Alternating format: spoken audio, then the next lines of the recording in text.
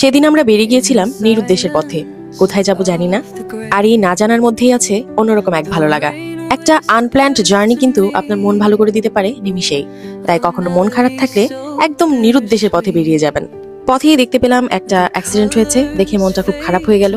আসলে মানুষের জীবনে কখন কি হবে আমরা কেউই কিন্তু জানি না। তাই যেখানেই যান না কেন, উদ্দেশ্যে বা নিরুদ্দেশ্যে আল্লাহকে স্মরণ করেই বাসা থেকে বেরিয়ে যাবেন।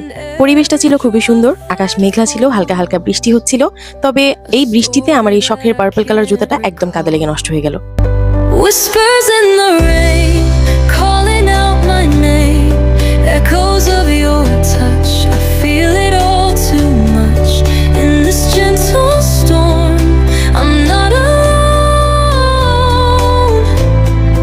Whispers in the rain, carrying me home.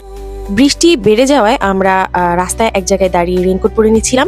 এই যে আমার রাসেল সাহেব প্রথমে পরে নিল, তারপর আমি পরে নিচ্ছিলাম। আসলে বাসা থেকে বের হওয়ার আগেই দেখেছিলাম ওয়েদারের অবস্থা এমন, তাই আমরা রেইনকোট সঙ্গে করে নিয়ে এসেছিলাম ব্যাগে। যেতে যেতে হঠাৎ দেখলাম রাস্তায় একটা দোকানে গরুর দুধের চা বিক্রি করছে, আর এই জিনিসটা তো রাসেলের আর আমার ভীষণ প্রিয়। তাই বাইক থেকে নেমে দুইজন চা খেয়ে নিলাম। তবে সব জায়গার গরুর দুধের চা কিন্তু আসলে মজা হয় না। আমাদের এরকম রেকর্ড আছে যে আমরা এক এলাকা থেকে কয়েক এলাকা পাড়ি দিয়ে চলে গিয়েছি শুধুমাত্র এক কাপ মজার গরুর দুধের চা খাওয়ার জন্য। কিন্তু আনফরচুনেটলি এইখানকার চাটা আমার খুব বেশি ভালো লাগেনি। তো রাসেল এখানে একটা বাটার বান নিয়ে নিয়েছিল, তো বাটার বানও আমার খুব পছন্দের। তো একটা বাটার বান নিয়ে দুজন ভাগ করে খেলাম। তবে সত্যি বলতে আমার আসলে এক্সপেকটেশন একটু বেশি ছিল, কারণ হাঁড়িতে দেখতে পাচ্ছিলাম আমি দুধটা খুব গাঢ় করে ঝাল দেওয়া হয়েছে। তো আমার মনে হচ্ছিল নিশ্চয়ই চাটা খুব মজা হবে। কিন্তু আসলে প্রবলেম যেটা হয়েছিল, আমি ভিডিওতে দেখে যেটা বুঝলাম যে আসলে তাদের লিকারটাই ভালো করে হয়নি তৈরি। কারণ লিকারটা গরু দুধের চায় কিন্তু লিকারটা খুব কড়া করতে হয়। তো ওনাদের এই লিকারটা দেখে আমার একদম রং চায়ের মতো মনে হচ্ছিল।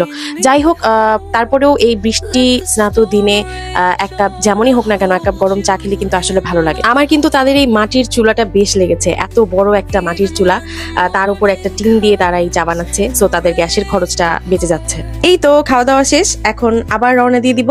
কোথায় যাব জানি না, যেহেতু এটা একটা নিরুদ্দেশী পথ। তবে যদি কোথাও যাই অবশ্যই সেই ভিডিওটা আপনাদের সঙ্গে শেয়ার করব। মাঝে মাঝে জীবনের সব দায়িত্ববোধ থেকে একটু নিস্তার নিয়ে একটু নিরুদ্দেশী হয়ে দেখবেন জীবনের বৃক্ষে কয়েকটা নতুন সতেজ পাতা গজিয়েছে। আর সেই নতুন পাতাগুলো, সেই নতুন গল্প আর নতুন স্মৃতিগুলো আপনাকে আরো কিছুদিন ভালো রাখতে এবং সতেজ রাখতে সাহায্য করবে। তাই আমরাও আজকে নিরুদ্দেশী হয়ে আমাদের জীবনের গল্পের পাতায় এই সুন্দর স্মৃতিটুকু তুলে রাখলাম। আজকের মতন এখানে বিদায় নিচ্ছি। আমার আজকের এই নিরুদ্দেশী যাত্রা আপনাদের কেমন লাগলো অবশ্যই কমেন্ট করে জানাবেন।